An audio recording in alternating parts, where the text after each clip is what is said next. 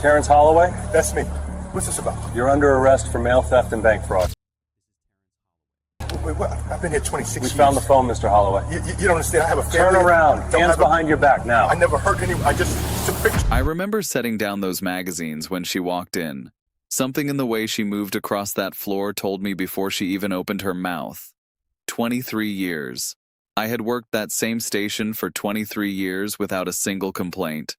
I knew every family on my route by name. I waved at their kids. I accepted their Christmas tips.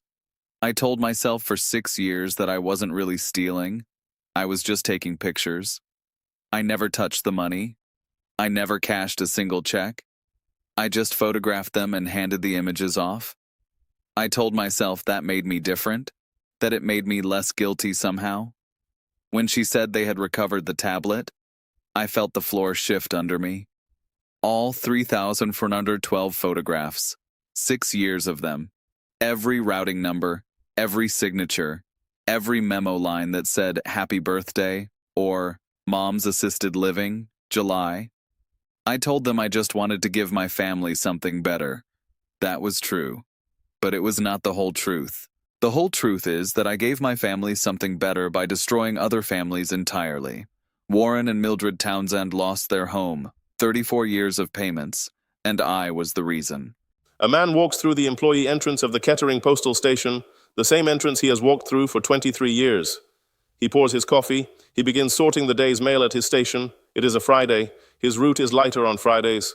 At 5:58 a.m., Inspector Lydia Okonkwo enters the building. Terrence Holloway, postal carrier, 23 years of service, trusted by 719 families with their most private communications, and the man who photographed over 3,000 of their personal checks and sold the images to a fraud ring, enabling nearly $2 million in theft across a single zip code.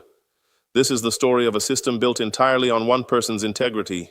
The moment that integrity failed, and the retired couple who lost everything 11 months before, they would have owned their home free and clear. Terrence Wayne Holloway was born on March 3, 1972, in Trotwood, Ohio. He grew up in a 2-bedroom apartment above a hardware store, the oldest of 3 children, sharing a room with his brother until he was 16. At 15, he was bagging groceries at Kroger for $4.25 an hour. He gave half to his mother for rent. He graduated from Trotwood Madison High School in 1990.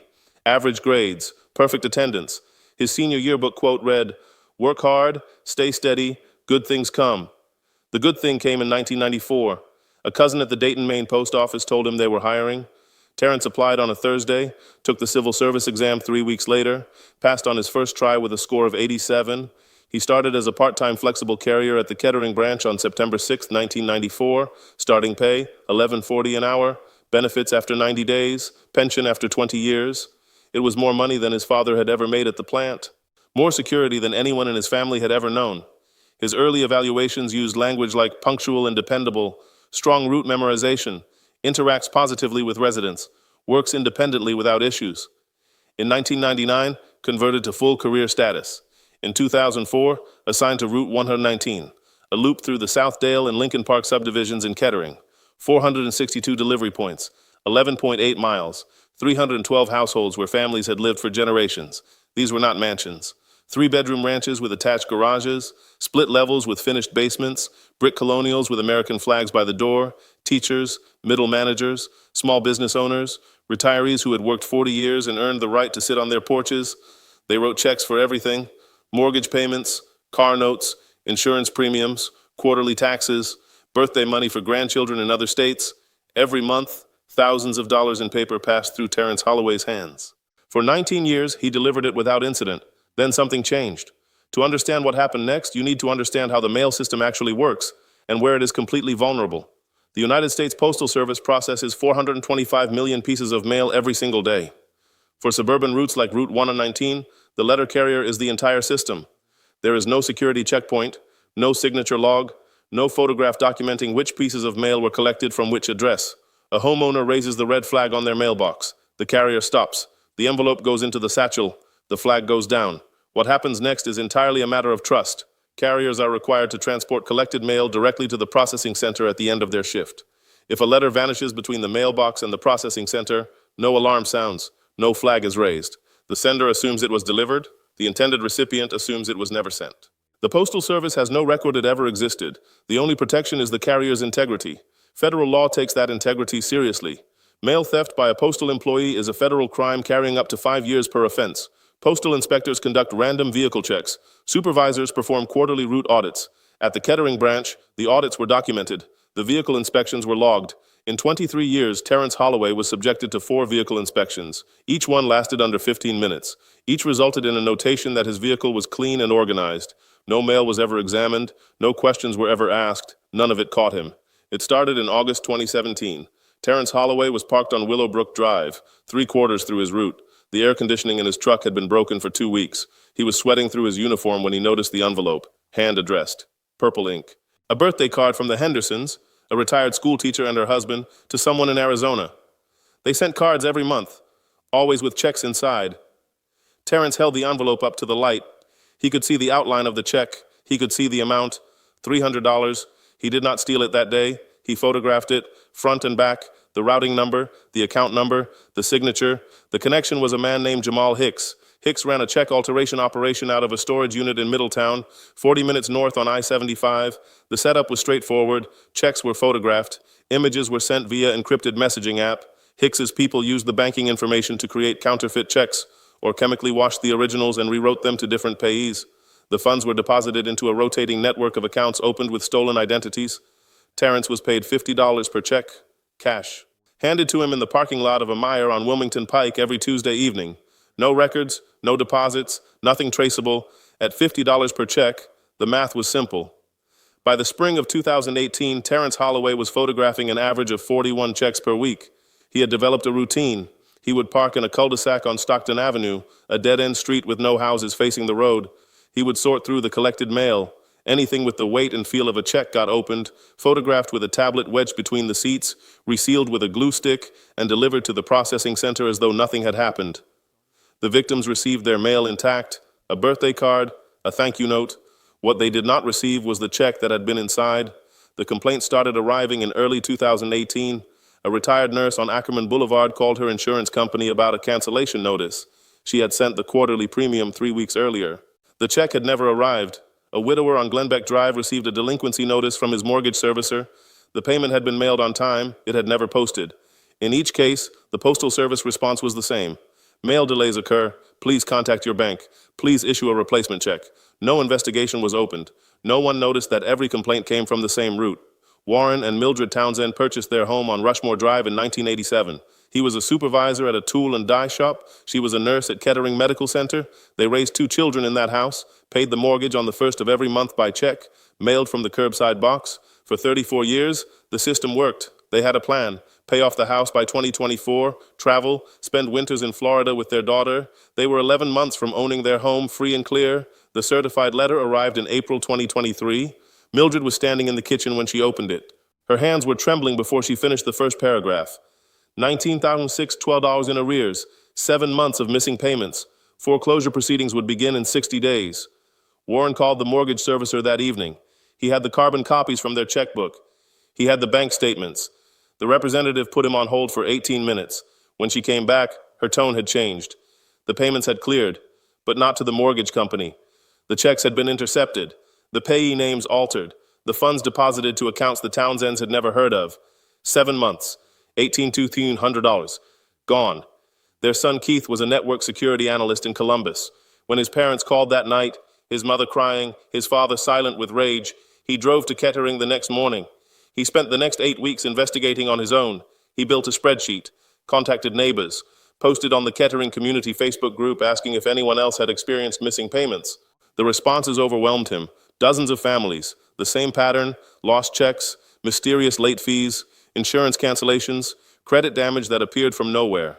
An elderly man denied a car loan because of delinquencies he had no knowledge of. A young couple who nearly lost their health coverage when premium payments vanished. Every single one of them lived on Route 1 and 19. On June 14, 2023, Keith Townsend filed a formal complaint with the United States Postal Inspection Service. 43 pages of documentation, victim statements, financial records, a map with every affected address highlighted in red. Every address was on Terrence Holloway's route. The complaint was assigned to Inspector Lydia Okonkwo, a 12-year veteran specializing in internal theft cases. Within 72 hours, She had identified Terrence Holloway as the carrier for Route 119 since 2004. Within 2 weeks, she had subpoenaed his financial records. Terrence Holloway earned $54,380 in 2022. His wife earned $29,000, combined household income $83,000. In the same year, the Holloway family deposited $118,000 in cash and money orders across 3 different credit unions. They paid off their minivan, paid cash for a hot tub installation, took 2 vacations to Biloxi, Mississippi, helped their daughter with a down payment on a condo. On July 8, 2023, Inspector Okonkwo arranged covert surveillance of Holloway's route. At 1:23 p.m., an unmarked vehicle captured him parked on Stockton Avenue, opening envelopes, photographing contents with a tablet, resealing, restacking. On July 19th, federal agents executed a search warrant at his residence in Trotwood. In the garage and on a shelf behind a case of motor oil, they found a Samsung tablet. Inside, a folder labeled Route. 3,412 photographs of personal checks. Metadata spanning October 2017 to July 2023. 6 years of systematic theft, documented in high resolution. When Inspector Okonkwo walked into the Kettering station on the morning of July 21, 2023, Terrence Holloway was holding a stack of magazines at his sorting station. He set them down slowly. He tried to explain.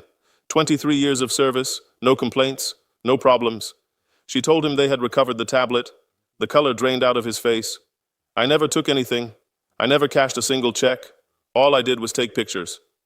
He told them he had wanted to give his family something better, that his daughter had student loans, his wife had medical bills, the house needed a new roof. Turn around, Mr. Holloway. The handcuffs clicked into place. His coffee was still sitting on the sorting table, steam rising from the cup.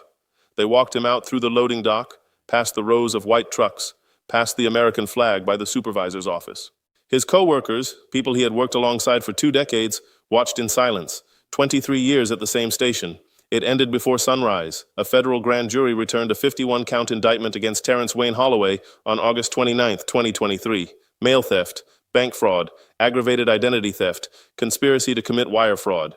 Jamal Hicks was arrested 2 weeks later. He pleaded guilty and agreed to testify. The trial began November 6, 2023, at the federal courthouse in Dayton. The defense argued Holloway had been manipulated, that he was a working man struggling with debt, that he had never personally profited from the altered checks, only from the photographs. The prosecution presented testimony from 23 victims. On November 14th, Mildred Townsend took the witness stand. She was 71 years old. She wore the same dress she had worn to her golden anniversary party 2 years earlier. She told the court about 34 years of payments, about the plan to own the house free and clear, about the certified letter arriving in the kitchen, about the foreclosure, about the auction that happened while she and Warren were staying with their daughter because she could not watch. Warren watched it on his phone. Strangers bidding on the place where they had raised their children. She looked directly at Terrence Holloway. You said you never hurt anyone. We are 71 and 73 years old and we are living in our daughter's basement because of you. Tell me that is not hurt. The jury deliberated for 5 hours, guilty on all 51 counts. Sentencing, February 15th, 2024. Judge William Hargrove addressed the defendant. For 23 years, this community placed its trust in you. Every day you entered their lives through their mailboxes. You handled their most private communications, their payments to keep their homes, their gifts to their grandchildren, the cards they sent to family members they might never see again. You photographed over 3,000 of those items and sold them to criminals. You told investigators you never hurt anyone, Mr. Holloway.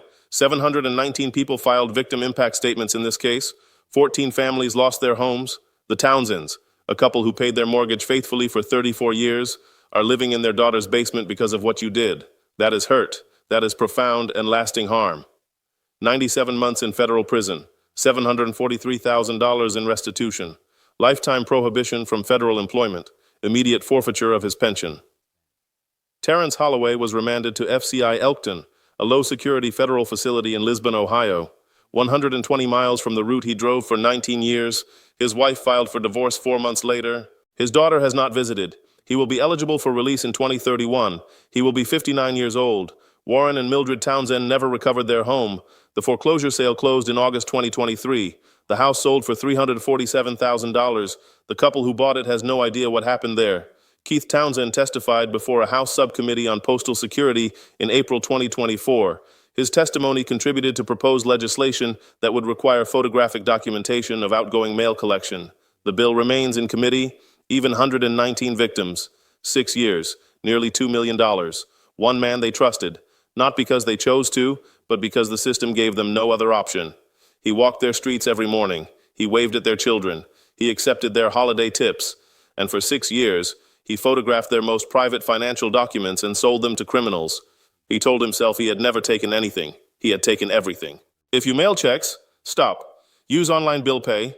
Use certified mail for anything financial. And if a payment ever goes missing, do not accept mail delays occur as an answer. Ask which carrier serves your route. Ask when the item was scanned. Ask questions. Because the only protection built into that system was the integrity of one person. And sometimes that is not enough. Warren and Mildred Townsend are still living in their daughter's basement. The house on Rushmore Drive, where they raised their children, where they spent 34 years building something, belongs to someone else now. 719 families. One route, one man who decided nobody was watching. He was right for 6 years. He was not right forever.